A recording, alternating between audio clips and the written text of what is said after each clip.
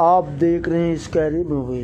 तो मैं आपका दोस्त धीरेन्द्र विश्वकर्मा बोल रहा हूँ। तो दोस्तों चलिए आज की कहानी की ओर बढ़ते हैं। तो दोस्तों कहानी में आगे बढ़ने से पहले अगर आप हमारे स्कैरी मूवी चैनल पर नए हैं तो हमारे इस चैनल को सब्सक्राइब कर लीजिए और बेल आइकन प्रेस कर लीजिए।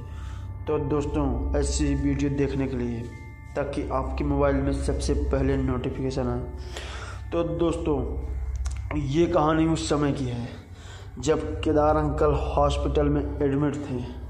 तो दोस्तों उनके पूरे परिवार के लोग उन्हें देखने गए थे। तो घर आने के लिए तकरीबन रात के 12 से 1 बज गए थे।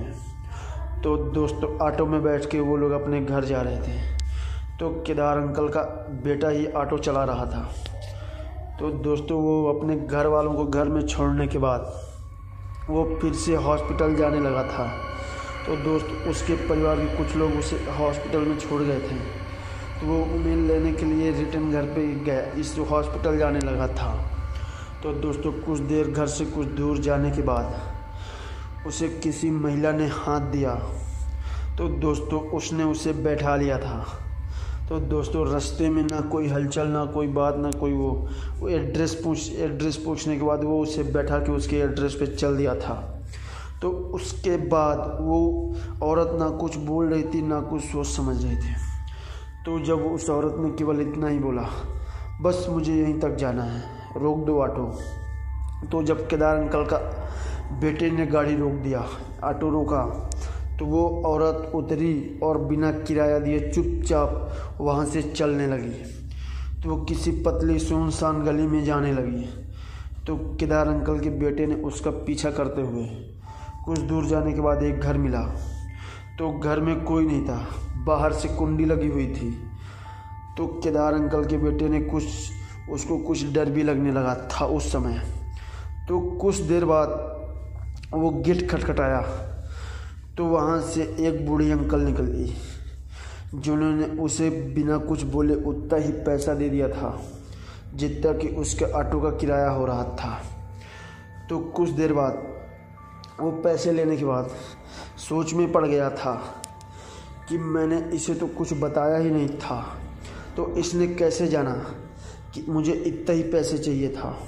तो दोस्तों वहाँ से वो पैसा लेने के बाद चल दिया अपनी ऑटो की तरफ। तो कुछ देर जाने के बाद उसने अपनी राइट साइड देखा। तो कोई एक अनजानी सी कोई एक सफ़ेद कलर की साड़ी में कोई एक खड़ी थी। तो उसने कुछ बिना कुछ बोले ही वहाँ से आगे बढ़ा।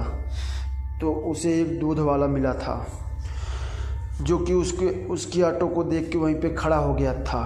तो कुछ देर बाद आने के बाद दूध वाला उसके पास आया और बोला, भाई तुम यहाँ क्या कर रहे हो? तो केदार अंकल का बेटा बोला कि मैंने एक औरत को अपनी ऑटो में बैठा कर उसे यहाँ तक लाया। तो वो उतर कर बिना पैसे दिए ही चली आई इसी रोड में। तो मैं उसके घर गया तो वहाँ से एक बूढ़ी आंटी निकली। तो उन्होंने कुछ बताए ही मेरे जितने किराए हो रहे थे मुझे उतना किराया दे दिया था। तो उस दूध वाले ने बोला कि भाई तू यहाँ से चल, मैं तुझे मेन रोड में कुछ बताता हूँ। तो वो दोनों वहाँ से चल दिए थे। तो मेन रोड में पहुँचने के बाद फिर दूध वाले ने केदार अंकल के बेटे को बताया था कि भाई वो कोई मनुष्य नहीं है, उस घर में कोई मनुष्य नहीं रहते हैं, वो सब चुड़ैल हैं, भूत हैं, प्रेत हैं। इतना बताने के बाद केदार अंकल के बेटे का रोंगटा खड़ा होने लगा। तो उसने अपनी ऑटो स्टार्ट कर ली थी।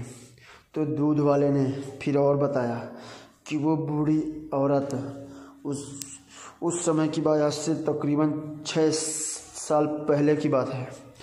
वो बूढ़ी औरत और उसकी बच्ची उस घर में सो रही थी। तो किन्हीं बाहरी ऑटो वालों ने दारू पी कर उस घर में आग लगा दी थी, सिगरेट पी थी और उसके घर में फेंक दी।